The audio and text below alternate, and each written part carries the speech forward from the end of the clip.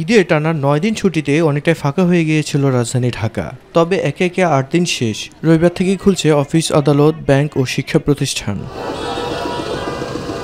ঈদ উদযাপন শেষে পরিবার নিয়ে রাজধানীতে ফিরছে মানুষ, ফলে কর্মচাঞ্চল্য বেড়েছে নগরীতে। সড়কগুলোতে বেড়েছে যান চলাচল, ঘুরতে শুরু করেছে দোকানপাট ও রেস্তোরাঁ। গ্রামে যারা ঈদ করতে গেছে এখনো তারা আসে নাই, হয়তোবা কাল থেকে আসবে, ঈদের ছুটি শেষ হচ্ছে।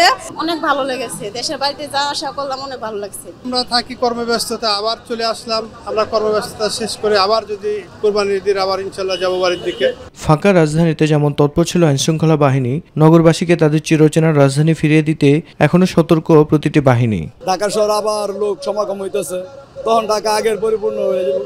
আজকে অনেকটা গাড়ি, ঢাকা শহরে গাড়ির চাপ একটু বেশি মনে হচ্ছে, হয়তোবা বিকেলের দিকে আরেকটু বাড়তে পারে।